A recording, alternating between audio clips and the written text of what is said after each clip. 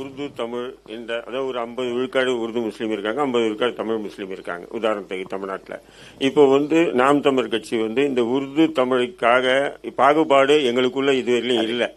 அந்த பாகுபாடு அது பாகுபாடு இல்லைன்னா சும்மா வெற்று வார்த்தை சொல்ல அல்லா மேலானையா இல்ல. இப்ப நம்புறீங்களா? வேற எந்த பாகுபாடும் இல்லை நமக்கு. இஸ்லாமிய உருது இஸ்லாமிய உறவுகளோடு மட்டும் இல்ல, எந்த நீங்க என் தம்பி சொன்ன மாதிரி மாட்டுக்காக மரத்துக்காக செடி கொடிக்காலுக்காக நிக்கிறேன் சக மனிதனை வெறுப்பம்னு பேசுறது எப்படி இருக்குது சொல்லுங்க? மாட்டுக்காக நிக்கிற பிள்ளைகள் இந்த நாட்டுக்காக நிக்க மாட்டோமா? அது சும்மா ஒரு பேச்சு. தமிழர்களின் பேரன்பை நீங்க புரிந்து கொள்ளுங்கன்னு தான். இல்லைன்னா உலகத்துல ஒரு இனம் உலகம் தழுவி நேசித்து நின்றுக்குன்னா அது தமிழ் பேரினம் மட்டும்தான்.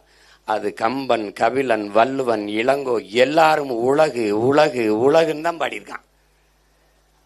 இல்லைன்னா யாதும் ஊரே யாவரும் கேளீர்னு ஒருத்தன் பாட மாட்டான். பிறப்போக்கும் எல்லா மனிதருக்கும்னு கூட பாடியிருக்கலாம், அவன் எல்லா உயிர்களுக்கும்னு பாட மாட்டான். அப்ப அந்த பேரன்பை ஒரு தடவை நீங்களும் புரிஞ்சுக்கிறீங்கன்னு தான் சொல்றோம். அதனாலதான் அதை சொல்றேன். அதனால இன்னையோட நீங்க இந்த கேள்வியை மறந்துடணும். நம்ம ஒரே அதுல ஒரு பாகுபாடும் இல்லை, பாகுபாடும் இல்லை. அல்லா மேலானையா இல்ல. வேற ஏதாவது கேள்வி? கடைசி கேள்வி